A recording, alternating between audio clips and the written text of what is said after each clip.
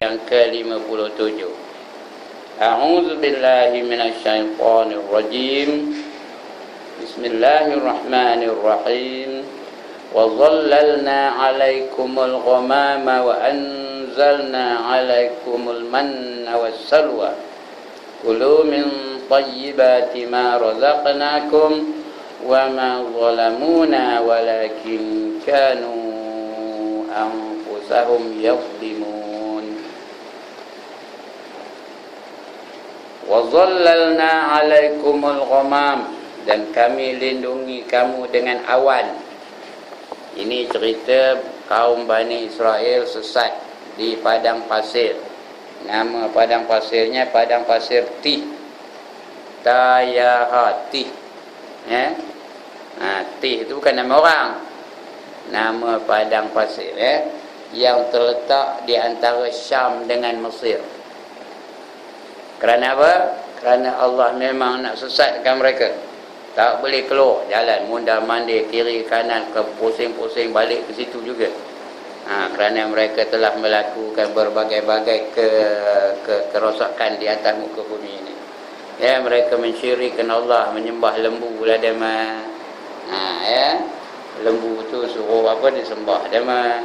Kemudian disuruh sembelih lembu, nanya pula tu nak warna apa, nak besar mana, macam mana keadaannya, banyak benda tanyanya. Cuba cari aja lembu sembelih, habis cerita. Tapi tak, mereka ni memang banyak benda tanya, apa ni, yang mana. Sudahnya Allah datangkan petir, Allah samburkan mereka tu, mati beberapa orang, diberitakan bukan tak berapa puluh orang dah mati. 70 lebih kurangnya. Yang pergi mengambil kitab Taurat tu 70. Di samping itu tak berapa ribu lagi yang mati. Kemudian Nabi Musa sedih, dia minta doa dengan Allah Ta'ala, maka Allah hidupkan balik mereka. Ini dah kita baca dulu. Tsumma ba'atsnakum min ba'di mautikum la'allakum tashkurun. Kemudian itu kami bangkitkan kamu selepas mati. Sudah mati tu Allah bangkitkan. Mudah-mudahan kamu bersyukur, tapi tidak juga bersyukur. Jadi disesatkan mereka itu di padang Tih. 40 tahun lamanya, tuan-tuan, bukan 2 hari. 40 tahun. Kalau 40 tahun, kalau ini dah 40 tahun, macam 40 tahun lagi akan datang. Tua ke muda lagi? Ini tengah muda ni. Kalau 40 tahun lagi macam? Oh, dah ganyut lah. Atau kalau dah ganyut apa saya ni, 40 tahun sesat macam?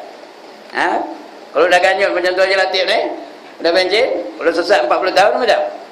Lagi lah lama yang sesatnya. Sampai udah anu lah. Tu 40 tahun sesatnya. Tapi Allah bagi juga keistimewaan kepada Bani Israel. Walaupun disesatkan, tapi diberi awan untuk melindungi mereka daripada panas matahari. Wa dhallalna 'alaikumul ghamam, dan dilindungi kamu. Kami lindungi kamu dengan awan. Al-ghamama tu awan. Supaya tak ada kena terik matahari. Wa anzalna 'alaikumul manna wassalwa, dan kami turunkan kepada kamu 2 jenis makanan dari syurga yang amat sedap. Namanya satu manna, lagi satu namanya salwa. Manna ni jenis manisan, makanan yang manis, dipanggil manna. Tak tahulah madu lebah ke ataupun kuih yang dia berasaskan madu lebah ke, tak tahulah, tapi namanya manna, yang amat manis. Lagi satu salwa. Salwa tu sejenis burung. Kerana daging yang paling sedap dalam dunia ni daging burung lah. Mana nak melawan daging burung, lebih sedap daripada daging rusa lagi. Sebab kalau jenis burung tu laku aja. Ayam jenis burung laku ke tak? Laku. Itik jenis burung laku ke tak? Laku. Lebih-lebih lagi burung betul. Burung punai. Tahu ada pernah dengar burung punai? Yang amat sedap, burung yang paling sedap ialah burung punai. Begitu juga burung puyuh. Burung puyuh sedap tak? Sedap ya. Burung ruak. Tahu burung ruak? Ya Allah, dia itu jangan duduk rempekan, duduk bandar, duduk di kampung sikit. Tahulah apa benda burung ruak, Burung ruak yang amat sedap. Saya dulu berbelas-belas tahun sudah lah ngajar di Bendang tau. Ngajar di Bendang tu dekat Parit 5 tu. Setiap kali saya ngajar dijamu dengan gulai lemak burung ruak, ya amat sedapnya tau. Gulai lemak atau orang Minangkabau itu macam orang Rawa juga. Dia kalau tak ada cacapan burung tak ci. Ya, gulai lemak burung ruak. Kemudian dak bubur pula pucuk geluguk. Hui, punya lah sedap. Tapi kenari orang yang nyamuk tu dah mati. Tak ada lagi, saya pun tak ada ngajar situ lagi. Itu burung ruak. Ini salwa ni lagi sedap, burung dari syurga. Ya. Yang di syurga tu 99% lebih sedap daripada yang di dunia ni. Yang dunia ni macam mana sedap sekalipun hanya berapa? 1% saja. Yang di syurga tu 99% lagi sedap daripada makanan di dunia ni, ya. Yang Allah datangkan di dunia ni hanya 1% saja. 99% lagi Allah nantikan di akhirat, di dalam syurga. Inilah makanan yang diberi Allah kepada mereka-mereka yang susah di padang pasir tu. Punya dah sedap, ya. Punya dah lazat. Tak tahu nak ngaburkan. Tapi orang Bani Israel ni memang tak pernah puas hati. Tak pernah bersyukur. Ya, tak pernah rasa terima kasih. Masih komplain lagi. Udah makan hari-hari manna wassalwa, manna wassalwa, manna wassalwa. Nanti akan kita baca. Mereka dah komplain dengan Musa. Wahai Musa, tak ada ke benda lain nak kami makan? Asyik manna wassalwa, manna wassalwa, manna wassalwa. Ya. Lagi dia komplain dengan Allah. Ya. Tak ada ke barang yang lain katanya. Iaitu apa? Apa kata? Wa zallalna 'alaikumul ghamama wa anzalna 'alaikumul manna wassalwa kulu min thayyibati ma razaqnakum. Makanlah kamu daripada harta rezeki yang baik-baik yang kami rezeki kepada kamu. Ya. Kemudian mereka komplain juga. Komplain ya Nabi, wahai Musa, ya. Tak ada ke benda-benda yang lain daripada ini, tak ada ke mentimun dan nak mentimun. Nak kobis, nak kacang dal, nak kacang das, tak ada ke lain kata. Kami dah jemu. Ya, wa iz qultum ya Musa lan nasbiru ala ta'amin wahid.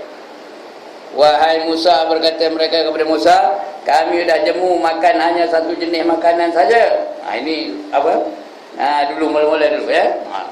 Nanti cari ayat, mana dia ayat itu. Lepas itu, ya. Wa iz qultum ya Musa lan nasbiru ala ta'amin wahidin fadkhulu. Nanti ya, mana dia. Ayat berapa ke? Ayat lan nasbiru ala ta'amin wahidin fad'u lana rabbaka yukhrij lana mimma tunbitul ardu wa min baqliha wa qithaiha wa fumiha wa adasiha wa basaliha qala atastabdiluna alladhi huwa adna billadhi huwa khair ihbitu misran fa inna lakum ma sa'altum وضربت عليهم الذلة والمسكنة وباءوا بغضب من الله ذلك بأنهم كانوا يكفرون بآيات الله ويقتلون النبيين بغير الحق ذلك بما عصوا وكانوا يعتدون. Dari cerita Allah lepas itu, ya. Ini akan datang ni, belum lagi nak baca yang ini ya. Tapi malam ni sebagai prelude. Tahu apa prelude? Sebagai apa gelanya? Sebagai promo, sebagai news. Tahu news? Yang wayang ada news tak? Mula-mula tengok wayang kan ada news ya? Itulah. Dan ingatlah ketika berkata kamu ya Musa, kami tak sabar, udah jelik, udah jelak, udah jemu, memakan sejenis makanan saja. Mintakanlah kepada Tuhanmu supaya ditumbuhkannya untuk kami bermacam-macam tumbuh-tumbuhan. Iaitu sayur-sayuran, tidak sayur-sayur, tidak kopi. Ya. mentimun, nak mentimun yang bengkok-bengkok tu, yang pahit. Nak mentimun lagi, bawang putih, nak bawang putih. Lagi kacang dal dan bawang merah. Kata Nabi Musa, kalau kamu ndak barang-barang itu, balik ke negeri Mesir. Jadi hamba balik, dapat dah benda-benda itu. Dah diam pula, tak nak pula. Sekarang mereka di Perantis tidak dikuasai oleh mana-mana pihak. Mereka itu bebas daripada ancaman Fir'aun, bebas daripada ancaman musuh mereka, kerana mereka sendiri aja. Kalau kamu tak, jadi hamba balik di Mesir. Semua itu diam balik. Begitulah orang Bani Israel. Dia tak pernah yang puas hati, tak pernah yang syukur kepada Allah Subhanahu Wa Taala. Patut bersyukurlah. Orang lain tak dapat lindungan awan, dan mereka dapat. Orang lain tak dapat makanan manna wa salwa, dan mereka dapat. Orang lain dah mati terus, tapi dengan doa Nabi Musa mereka boleh hidup balik. Ingat yang dulu kita baca dulu ya. Fa akhadhatkumus sa'iqatu wa antum tanzurun, maka halilintar membinasakan kamu sedangkan kamu melihatnya. Ni sebelum ni dah kita baca ni, belum sudah ya. Dipanah halilintar, habis mampus semua. Lepas itu sedih Musa, ya Allah, kamu bunuh mereka bersama dengan aku pergi mendaki gunung Tursina untuk mendapatkan kitab Taurat. Tolonglah, janganlah aku tinggal kesorangan. Ya, Allah kesiankan Rasulnya, Allah hidupkan balik. Thumma ba'aznakum min ba'di mautikum la'allakum tashkurun. Kemudian itu kami bangkitkan kamu selepas mati kamu, mudah-mudahan kamu bersyukur. Patutnya kamu bersyukur lah, dah mati hidup balik. Siapa yang dah mati hidup balik? Sini ada orang yang dah mati hidup balik. Tapi orang ni mati hidup balik, patut bersyukur benar lah. Tapi tak juga mahu mereka itu bersyukur. Itu yang Allah sesatkan mereka di padang tih tu. Sesat di padang tih 40 tahun. Tapi sesat pun dia bagi juga makanan yang istimewa, manna was salwa. Pun tak puas hati juga mereka. Nanti kita baca ya. Dan kami turunkan makanan bernama manna was salwa dan salwa. Salwa tu seraya kami berkata, kulu min tayyibati ma razaqnakum. Apa kata kami? Makanlah kamu oleh kamu dari rezeki yang baik-baik. Manna tu sikitlah yang paling baik ya. Makanan yang paling lazat. Manna tu manis pun benar. Salwa burung tu yang paling sedap, paling lazat. Masak apa pun sedap, goreng pun sedap, rebus pun sedap, masak gulai pun sedap. Gulai lemak pun sedap, gulai kepoyak pun sedap. Semua sedap. Burung salwa sedap pun benar. Bukan macam burung bangor. Burung bangor tak sedap. Ada pernah makan burung bangor? Tahu ke burung bangor? Bangau. Ada orang makan? Ya, dagingnya hitam aja. Walaupun dia tu putih, melepak, tapi kalau disembelih dagingnya hitam legam tahu. Tak sedap, kasar aja. Tapi salwa ni halus benar ya. Makanan syurga lah, maklum lah makanan syurga. Mana makanan syurga yang tak sedap yang pahit pun sedap, yang busuk pun sedap. Busuk jadi wangi. Dalam syurga ada tak buah kenua? Ada tak buah kenua? Ada, tapi tak ada busuk, wangi rasa baunya. Tahu ke nama buah kenua? Ya Allah, memang tak tahu kenua. Kerdas, tahu kerdas? Itu buah kenua namanya kerdas paling busuk. Kalau letak dalam bonet mentokok, pengor baunya. Tapi orang suka makannya. Saya pun suka makannya. Kalau jumpa buah kenuak tu mesti beli punya. Letak dalam bonet tu, bangun baunya sampai ke kampung bangun. Ya. Tapi di syurga ada tak? Ada, tapi tak ada bangun macam tu. Sedap aja baunya ya. Itu dia. Ya.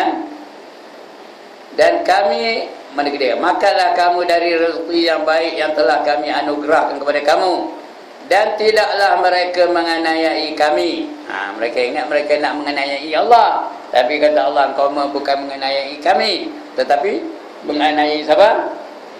Diri kamu sendiri ya. Wa ma lizzalimin, bukan mana ayat tadi? Wa ma zalamuna walakin kanu anfusahum yadhlimun. Bukan kamu ni menginayai kami, tetapi kamu menginayai diri kamu sendiri. Itu dia maknanya baru. Ini baru nak diterangkan dia punya huraian. Di dalam ayat di atas adalah dinyatakan bahawa kaum Bani Israel ketika diperintahkan Tuhan supaya hidup di padang pasir Tih, padang pasir At-Tih namanya. At-Tih ada dalam satu At-Tih. Perkataan At-Tih itu artinya tempat yang membingungkan orang. Itu Tih tu. Tempat yang membingungkan orang. Bingung mereka dah duduk di padang pasir tu. Tak tahu nak buat apa, tak tahu nak pergi ke mana. Bingung jadinya, walaupun pandai-pandai. Orang Bani Israel ni pandai tahu. Orang Yahudi tu pandai-pandai belaka, bukan macam otak orang Melayu. Otak orang Yahudi tu pandai belaka, macam orang Arab juga. Orang Arab tu pandai-pandai otaknya tahu. Orang Arab tu kalau kita sebut bagi nama, yang ini nama Latif, yang ini nama apa, nama apa, nama apa, nama apa. Kalau sangat 50 orang tu, dia boleh hafal lepas tu. Tak payah fikir umno. Itu khabar balik, dia boleh ini sanu, ini sanu. Ini betul je. Orang Melayu ngaku kepala dulu. Itu orang Arab ni memang otak dia bijak. Begitu dia orang Bani Israel. Mereka memang bijak orangnya. Sebab mereka mengeluarkan fatwa-fatwa yang melihatkan seolah-olah mereka itu bijak. Orang Yahudi ni. Itu yang keluar fatwa seperti Charles Darwin tu. Itu orang-orang itulah orang Jerman yang keturunan Yahudi. Charles Darwin. Kena ada pernah dengar nama Charles Darwin? Ya Allah, dia tidak ngaji sains ke? Dia mengeluarkan buku yang bernama The Theory of Evolution. Dia mengatakan manusia ini berasal daripada atom. Semua kita ni berasal dari atom. Tahu apa atom? Mudah tak tahu. Itu sains dapat berapa? PMR tu. Langsung tak nak ambil. Manusia ni asalnya dari atom kata ya. Dari atom tu lah boleh datang sel. Dari sel tu boleh datangnya tubuh. Maka kita ni tubuh tu beransur jadi tubuh. Asalnya tubuh kita ni apa tubuh apa? Apa tubuh beruk kata. Manusia tu berasal dari beruk kata. Tubuhnya apa beruk, ada bulu, ada apa. Kemudian kerana keperluan hilang segala bulu-bulu itu, itulah jadi orang. Itu Theory of Evolution. Namanya Charles Darwin orang itu. Dulu saya kata Karl Marx, salah. Karl Marx dia Das Kapital, bukannya Charles Darwin. Saya ngajar dia betul gajah sebut Karl Marx, salah. Fakta itu salah. Sebenarnya Charles Darwin. Bijak tu. Udah terlalu bijak, mereka dah menganggap mereka itu lebih bijak dari Tuhan. Udah tak percaya bahawa manusia itu asal daripada Nabi Adam, ya. Dah tak percaya. Yang berkata manusia itu berasal daripada beruk. Itu jadi sampailah sekarang ni katanya. Bijak benar tu. Sampai mereka mengaku mereka lebih handai dari Allah Taala. Sedangkan Allah kata manusia ni asal daripada siapa? Daripada Nabi Adam. Ya ayuhan nas, inna khalaqnakum min zakarin wa unsa. Wahai manusia, sesungguhnya kami jadikan kamu daripada seorang lelaki dan seorang perempuan. Wa ja'alnakum syu'uba, dan kami jadikan kamu itu berbangsa-bangsa. Wa qabail, dan juga berpuak-puak. Wa qabail li ta'arafu, agar kamu berkenalan antara satu sama lain. Mula-mula dijadikan manusia semua, tak ada bangsa. Adam dengan Hawa aja. Lepas tu Adam dengan Hawa tu bersatu, beranak sampai 20 kali opah kita beranak. Tahu? 20 kali opah kita beranak tu. Keluar sekali beranak, keluar dua. Sekali beranak, keluar dua. Kembar tau. Sekali beranak, keluar dua. Kalau 20 kali beranak, berapa? Berapa? Ya Allah, tak tahu ngira ke? 2 kali 20, berapa? 40. Tapi bukan 40. Ada sekali tu keluar seorang je. Jadi 40 tolak 1, 39. Itu tok kita dulu-dulu tu. 39 orang. Seorang lelaki, seorang perempuan. Seorang lelaki, seorang perempuan. Seorang lelaki, seorang perempuan. Ya. Sehinggalah mereka juga dipasangkan antara satu sama lain. Adik-beradik boleh kahwin masa itu. Jadi beranak sampai dah banyak manusia. Banyaklah manusia lah. Tak ada masa itu bangsa belum ada lagi tau. Sampai kepada Nabi Ibrahim belum ada bangsa lagi. Nabi Ibrahim ada 2 orang anak. Seorang namanya Ishak, seorang namanya Ismail. Daripada Ishak adalah keturunan Bani Israel tu. Daripada Ishak datang Yakub. Yakub tu terkenal dengan gelaran Israel. Israel tu bahasa Hebrew, artinya hamba Allah. Is tu artinya hamba. Ra'il tu apa namanya? Allah. Hamba Allah, Israel. Itu datangnya kaum Bani Israel daripada Nabi Yakub. Daripada Nabi Ismail pula turun sampai kepada Nabi Muhammad sallallahu alaihi wasallam. Keturunan Arab. Itu asalnya manusia tu. Berbeza dengan pendapat siapa tadi? Charles Darwin tadi. Tapi dia tu bijak, tidak dinafikan bahawa Allah bagi mereka tu otak-otak yang bijak-bijak belaka. Ini dia. Jadi dalam ayat ini dinyatakan bahawa kaum Bani Israel ketika diperintahkan Tuhan supaya hidup di padang pasir Attih, iaitu perkataan Attih itu artinya tempat yang membingungkan orang. Siapa duduk dalam padang pasir Attih itu semuanya jadi bingung belaka. Walaupun mereka bukan bingung, mereka itu pandai-pandai. Tapi pada ketika itu bingung, tak tahu nak buat apa. Tak tahu nak ke mana. Jalan-jalan balik tempat itu balik. Jalan-jalan balik ke situ juga. Jalan-jalan balik ke situ juga. Tak boleh nak keluar daripada padang Attih tu. Dan perkataan ini akan dijelaskan pada muka surat 98. Carilah muka surat 98. Carilah sendiri, jangan kejap ni. Balik kau. Akan terangkan. Pada muka surat 98. Itu keterangan tentang Attih tu. Maka kaum Bani Israel yang hidup di padang pasir Attih tadi dalam kesukaran hidup, tak tahu nak buat apa, nak kerja apa, nak makan macam mana, nak minum macam mana, tak tahu, bingung. Dan dalam kepanasan yang amat sangat, panas jangan cakap lah. Mataharinya punyalah hebat, punya bukan ada hujan, memancar dengan cahaya yang kuat, tetapi Allah lindungi mereka dengan awan. Punyalah dapat istimewa. Allah bagi mereka keistimewaan, dapat lindungan awan. Tak adalah panas, benar, dah dilindungi dengan awan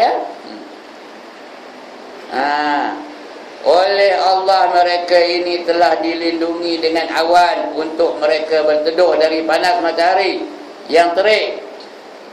Di samping itu diturunkan penganan. Ini disebut penganan. Orang Indonesia orang pandai sebut penganan. Ini Indonesia ni yang mengarang ni.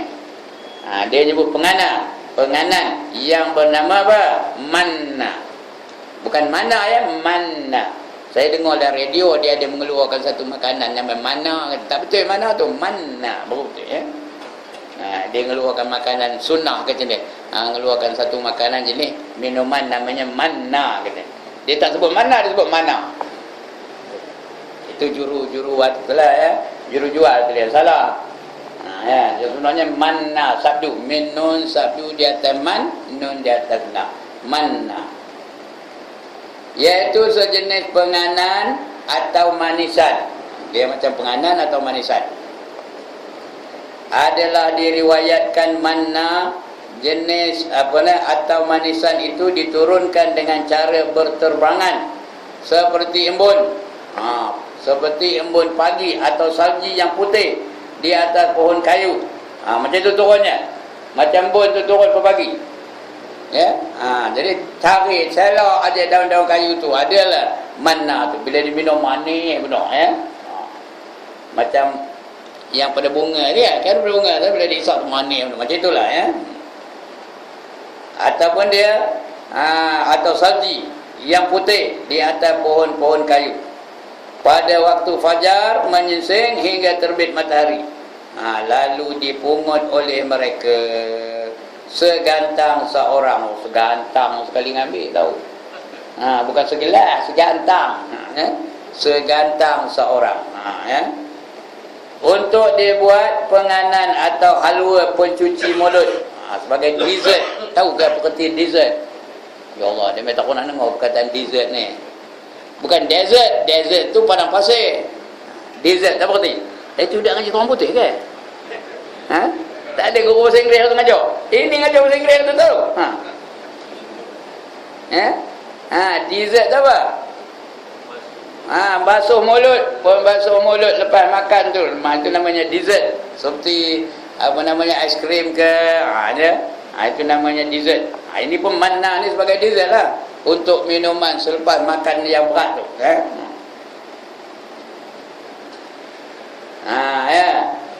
Lalu dipungut oleh mereka segantang seorang untuk dibuat penganan atau halwa.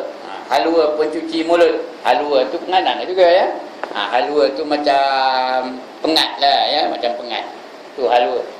Halwa lima. Ada pernah makan halwa lima? Orang Kuping ni ada pernah makan halwa lima dah. Lima Bali tu kulitnya tu dikupas kulitnya tu tau. Lepas tu dia buat halwa, dia buat apa manisnya. Dia buat gambar ikan apa tu dia apalah dia masak tu. Kalau raya banyak. Mak saya tu pandai benar buat halwa lima tu tau. Kena hari dah tak ada. Tak reti dia membuat halwa lima tu. Begitu juga buah kantor buat halwa atau buat kantor. Buat kantor tahu? Buat halwa yang mak sedap macam pengat dah. Apa? Krogek. Oh, itu perkataan baru tak pada? Bogek. Borogek. Borogek. Itu nak belajar dekat Rawa tu dah belas-belas tahun duduk Kuping tak reti lagi apa borogek. Itu apa le? Itu buah kantor tu. Tak ada gatal dah. Udah buang dia punya apa tu? Dia punya gatal tu dah buang ya. Dia punya mata tak ada mata tau. Nak pandai buatnya kalau itu nak melenyok gatal makannya. Itu halwa. Lagi apa? Lalu dipungut oleh mereka segantang seorang untuk dibuat penganan atau halwa pencuci mulut. Diturunkan juga ke atas mereka sejenis makanan yang bernama salwa. Salwa ini ialah nama burung, sejenis burung puyuh. Macam burung puyuh lah. Itu salwa. Daging burung ni, daging burung ni lembut ke keras? Lembut pula ya. Mesra kuah ya. Daging burung ni. Memang daging yang paling sedap daging burung lah, tak boleh lawan ya. Tiap-tiap seorang dibenarkan menangkap secukupnya saja. Tak boleh lebih. Nangkap secukupnya saja untuk disembelih dan dijadikan makanan hari itu. Nak buat apa pun boleh, nak gulai boleh, nak digoreng boleh, nak direbus saja pun boleh, nak direndam boleh, apa saja. Kecuali hari Jumaat. Hari Jumaat dibenarkan mereka menangkapnya kadar makanan untuk 2 hari. Hari Jumaat boleh tangkap selama 2 hari punya ration. Hari lain sehari je, untuk hari itu aja, tak boleh lebih. Tak tahu dah berapa ekor, ikut berapa cukup dia. Kalau keluarganya ramai, banyak lah. Kalau keluarganya sikit, sikit lah. Kerana hari Sabtu, burung itu tiada diturunkan Tuhan kepada mereka. Hari Sabtu cuti, burung tu tak turun. Tuhan tak keluarkan burung tu. Jadi nak tangkap hari Jumaat tu 2 hari punya ration tangkap. Sikit kamu punya manja Bani Israel ni ya. Kita tak dapat macam tu. Bani Israel aja yang dapat. Kemudian firman Allah Ta'ala, kulu min tayyibati ma razaqnakum. Makanlah olehmu dari rezeki yang baik-baik yang telah kami anugerahkan kepadamu.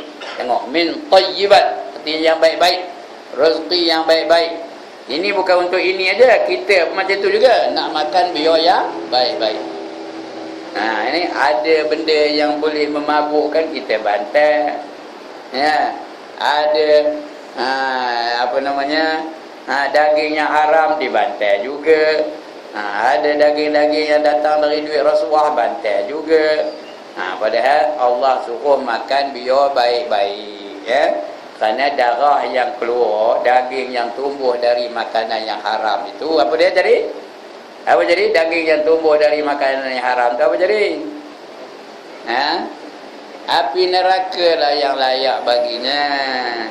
Kullu lahmin nabata min haram fannaru aula bih.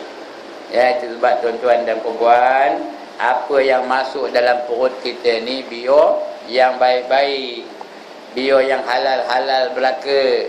Jangan ada benda haram, jangan ada benda yang syubha. Kerana bila kita makan jadi darah, bila jadi darah jadi daging, bila jadi daging kalau ada yang haram di situ, maka yang layaknya api neraka sahaja. Itu dia. Ini bukan untuk Bani Israel saja, untuk kita juga. Kulu min tayyibati ma razaqnakum. Makanlah dari rezeki-rezeki yang baik-baik yang kami rezekikan kamu. Yang baik-baik banyak. Al-halalu bayyinun wal haramu bayyinun. Wa ma bainahuma umur mutasyabihat. Yang halal itu nyata dan banyak, yang haram pun nyata dan banyak. Cuma di antara halal dan haram tu ada dinamakan mutasyabihat, syubhat. Nak dikatakan halal takut ada najis, nak dikatakan haram, apa haramnya? Tepung, apa haramnya? Itu namanya syubhat. Jangan masuk dalam perut kita tu benda-benda yang syubhat. Lebih-lebih lagi jangan masuk dalam perut kita tu benda-benda yang haram. Lagi tak boleh. Yang syubhat pun tak boleh, yang haram lagi tak boleh. Kadang-kadang sumbernya haram, kadang-kadang zat barang makanan tu haram, kadang-kadang benda itu memang haram pun, benda curi haram, dan sebagainya. Inilah 3 nikmat yang dikurniakan Tuhan kepada mereka. Apa 3 nikmat tadi? Yang pertama, awan melindung mereka daripada terik matahari. Yang kedua, manna tu apa? Manisan, boleh jadi penganan. Yang ketiga, burung salwa. 3 yang Allah anugerahkan kepada kaum Bani Israel. Patutnya mereka tu bersyukurlah. Patutnya mereka tak ada kerja lain menyembah Allah, dia berzikir aja. Terima kasih kepada Allah. Tapi orang Bani Israel ni memang jenis degil. Sampai hari ini orang Bani Israel tu memang degil. Itu kata Hitler. Hitler pernah berkata tahu, I can kill all the Jews if I wanted to when I was in power. Tahu kan dia? Tahu kan? Ya Allah, tak tahu dia. I can kill all the Jews if I wanted to when I was in power. Aku boleh bunuh semua Yahudi itu kalau aku hendak ketika aku berkuasa dulu. Maknanya dia boleh bunuh semua. But I deliberately left a few of them so that the world will know what kind of people the Jews are. Tapi aku sengaja tinggalkan sebahagian daripada orang Yahudi itu. Sengaja aku tinggalkan, tak aku bunuh, supaya dunia tahu macam mana rupa keadaan orang yang Yahudi tu. Orang Yahudi tu mana rupa, supaya dunia tahu. Sekarang ni tahu tak kita macam mana rupa Yahudi? Bila dapat berkuasa, mana rupanya? Bila mereka menguasai Palestin, mana rupanya? Bila mereka menguasai Gaza, macam mana dia menindas puak-puak Gaza tu? Bila mereka menguasai Masjid Al-Aqsa, macam mana rupanya? Orang nak semayang tak ada baginya. Itu dia. Sengaja Hitler lepaskan sebahagian daripada orang Yahudi itu. Tak dibunuh semuanya. Kalau nak bunuh, habis semua dibunuh. Jadi kalau ada lah Hitler hari ini, boleh ada kita tanya, kenapa kamu tak bunuh habis? Patutnya ni dah tak ada. Kita kena tanggunglah akibatnya, meninggalkan sebahagian daripada orang Yahudi itu. Ini dia. Salwa ini ialah nama burung, sejenis burung puyuh. Tiap-tiap seorang dibenarkan menangkap secukupnya sahaja. Cukup aja, jangan lebih. Untuk disembelih dan dijadikan makanan hari itu. Untuk hari itu aja. Kamu perlu berapa ekor, tangkap banyak itu aja, jangan lebih. Kecuali hari Jumaat. Kalau selalunya dah boleh tangkap 5 ekor, hari Jumaat berapa ekor? 10 ekor. untuk 2 hari ya, kecuali hari Jumaat. Dibenarkan orang menangkapnya kadar makanan untuk 2 hari, kerana hari Sabtu burung itu tidak diturunkan Tuhan kepada mereka. Kemudian Allah berfirman, Kulu min tayyibati ma razaqna Kulu min tayyibati ma razaqnakum, makanlah olehmu dari rezeki yang baik-baik yang telah kami anugerahkan kepada kamu. Inilah 3 nikmat yang dikurniakan Tuhan kepada mereka. Mereka itu maksudnya Bani Israel, kaum Nabi Musa. Ya, yang pertama awan yang melindungi, yang kedua manisan, dan yang ketiga burung. Iaitu bahagian yang ke-6 dan yang ke-7 dan yang ke-8, 10 nikmat Tuhan. Dulu ada disebut ada 10 nikmat Tuhan. Cek balik ya, ada 10 nikmat Tuhan tu ya. 10 nikmat yang dikurniakan oleh Allah, iaitu yang pertama, mereka diselamatkan daripada kekejaman Fir'aun. Ini sudah kita baca dulu ni. Ya, siapa ada buku buka muka surat 80. Ada 10 nikmat. Yang kedua, Laut Merah terbelah 2 hingga dapat mereka lalui untuk menyelamatkan diri daripada dikejar Fir'aun dan tenteranya. Itu nikmat yang kedua. Yang ketiga, orang-orang yang telah mati disambar petir, Allah hidupkan kembali. Dah saya cerita tadi dah ya. Dia mati disambar petir, dihidupkan kembali. Kenapa disambar petir? Kerana mereka nak nengok Tuhan. Wa idh qultum ya Musa lan nu'mina laka hatta lan yu'mana. Wa idh qultum ya Musa lan nu'mina laka hatta 'ala Allah. Dah lupa saya benar. Wa idh qultum ya Musa lan nu'mina laka hatta nara Allah jahratan fa akhazatkumus sa'iqatu wa antum tanzurun. Ya. Sehingga kami nampak Allah tu. Mana rupa Allah tu baru kami beriman. Tidak tak beriman. Lalu Allah turunkan petir dan kami menengok sendiri. Petir tu mati semua ya. Wa antum tanzurun, dan kami menengok. Sudah mati, dengan doa Nabi Musa hidup balik. Boleh hidup balik. Itu nikmat tu. Yang keempat nikmatnya, Allah menyelubungkan awan ke atas mereka dari panas matahari. Dah pada masa mereka hidup di padang pasir. Itu nikmat yang keempat. Yang kelima, Allah menurunkan ke atas mereka manna, sejenis manisan untuk mereka sebagai penganan.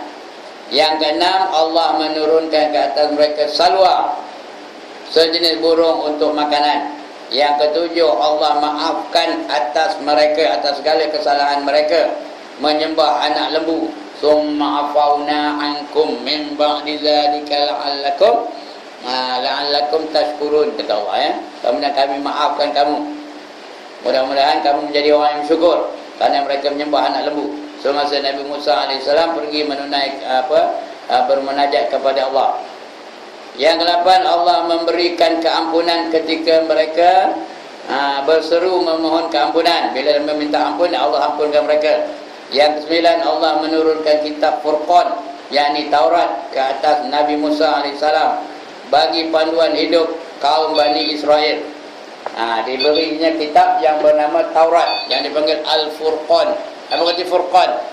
Yang boleh membezakan antara yang hak dengan yang batil. Itu dipanggil Furqan. Itu yang 9. Yang 10, Allah memancarkan 12 mata air untuk minuman mereka ketika mereka kehausan di padang pasir yang kering tandus. Allah perintahkan Nabi Musa pukul batu tu, maka dipukul batu tu terpancur keluar 12 mata air. Itu cerita lain ya, tempat lain. Ada 12 mata air tu keluar dari mata air tu. Kenapa? Puak Bani Israel itu ada 12 puak, 12 kabilah. Itu dia 10 nikmat yang Allah anugerah hanya kepada Bani Israel. Salah satu itu tadi ya, 3. Yang 3 daripada 10 tadi ni tadi. Lindungan awan, yang kedua manna, yang ketiga salwa. Tetapi mereka masih juga anaya.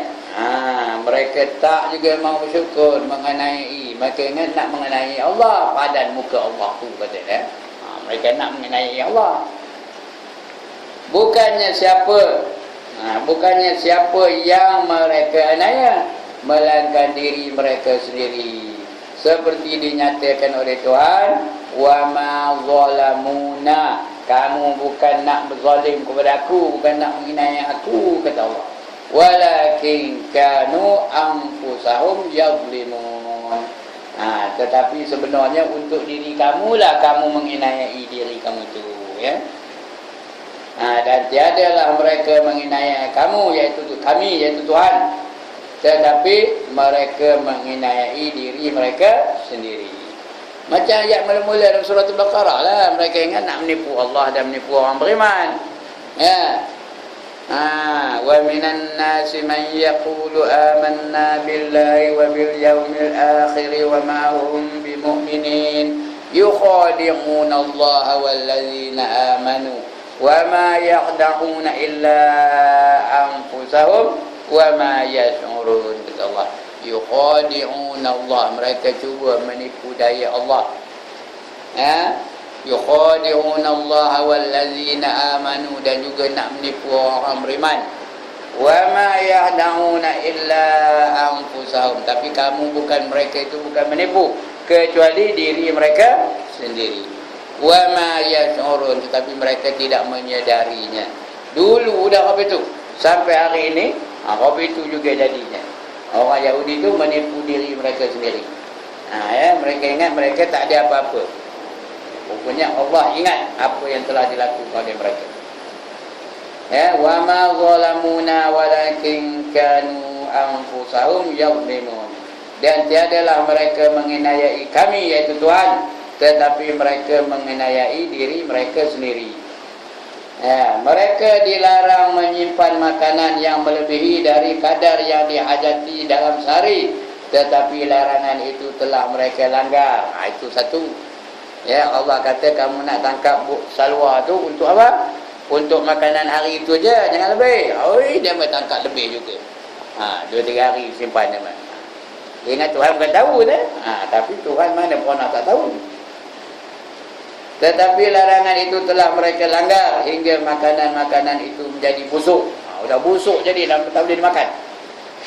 Ini adalah perbuatan mereka yang anaya. Kemudian akhirnya berjayalah mereka sampai ke Baitul Maqdis. Nanti akan kita bicara macam mana mereka sampai ke Baitul Maqdis. Dan wa idh qulna dkhulu hadhihi al-qaryata fakulu minha haythu syi'tum ragadan wadkhulul baba sujjadan wa qulu hitatun naghfir lakum khatayakum wa sanazidul muhsinin. Baca ke tak? Baca ke tak? Udah? Baca terus, ya. Kalau nak berhenti boleh berhenti. Ya. Hujan. Okey, baca terus, ya.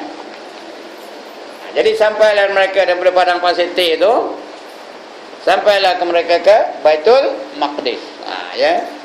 Jadi Baitul Maqdis itu bandar yang dijanjikan oleh Allah kepada Bani Israel, kaum Nabi Musa. Dah sampai itu, mereka pun masuklah. Jadi Allah perintahkan mereka masuk ke Baitul Maqdis. Wa idh qulna dkhulu hadhihi al-qaryah wa kulu minha haythu syi'tum ragadan wadkhulul baba sujjada wa qulu hitatun naghfir lakum khatayakum wa sanazidul muhsinin. Dan ketika kami berkata masuklah kamu ke dalam negeri ini, iaitu Baitul Maqdis, dah sampai Baitul Maqdis tu, Allah perintah, Allah izinkan, masuklah kamu katanya kepada Baitul Maqdis, dan makanlah kamu di dalamnya dengan bersenang-senang. Apa yang ada dalam bandar Baitul Maqdis tu ambil makan. Kamu boleh bersenang-senang bagaimana yang kamu kehendaki. Apa macam mana makanlah, apa nak makan, nak makan tamar makanlah, makan zaitun makanlah. Kemudian dan masuklah kamu dalam pintunya dengan tunduk. Jadi kamu masuk tu biar tunduk. Wadkhulul baba sujjada, masuk tu biar tunduk aja. Allah suruh tunduk, membongkok masuk macam tu. Tanda apa? Tanda syukur kepada Allah Ta'ala. Tanda hormat kepada perintah Allah. Jangan nongok aja. Yang masuk kamu dengan cara tunduk. Masuklah kamu dalam pintunya dengan tunduk. Dan bacalah oleh kamu hitbah. Hitbah tu katanya ampunikanlah, ampunlah dosa aku. Hitbah.